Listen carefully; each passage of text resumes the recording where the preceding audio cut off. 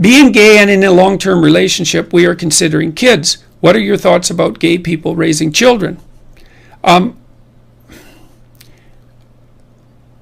I think the devil's in the details, to tell you the truth. If I was ever talking to any individuals about that, the question is, well, how would you raise them? I mean, you have problems, right?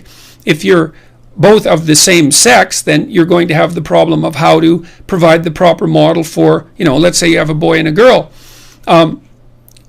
We know this is indisputable, and this is something I've talked to Warren Farrell about.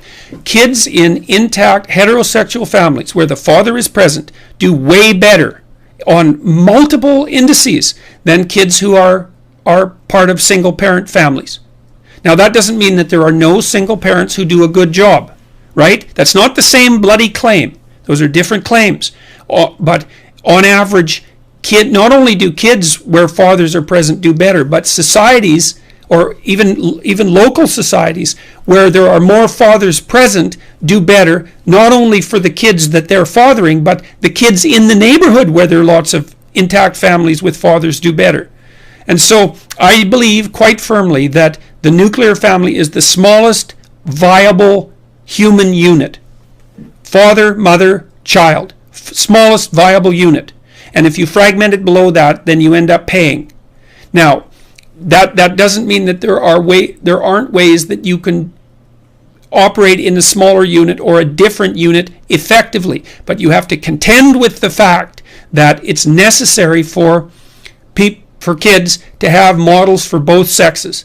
And that means accepting that the sexes are different, even though there's a fair overlap between them, accepting that they're different and that both sexes play their role. It looks like what fathers do, and I talked to Warren Farrell a lot about this, and I'm going to release this video this month about what fathers do. And a lot of what they do is rough and tumble play with the kids, which kids really, really, really like. And it's really important, as Jaak Panksepp, a great affective neuroscientist, laid out in his studies on rats. He discovered the play circuitry.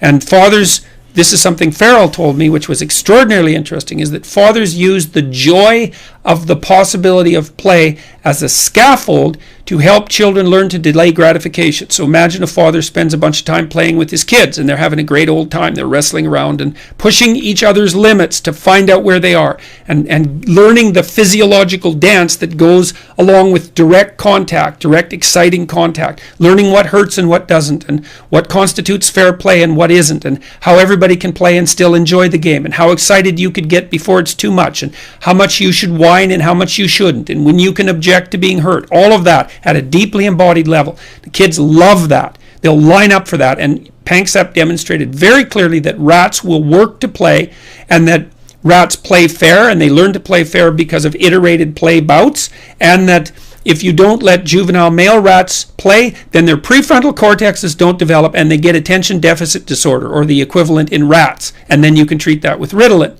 And so this is all very vital material. Now, if you're going to, if you're gay, let's say there's two men or two women, then you have the problem of what you're going to do for the contra-sexual target. And you can say, well, it doesn't matter because there's no differences between men and women. And you can gerrymander the damn question that way and avoid your moral responsibility. Or you can face it squarely and say, look, you've decided to step outside of the cultural norm and to organize a non-standard relationship, which puts a tremendous responsibility on you.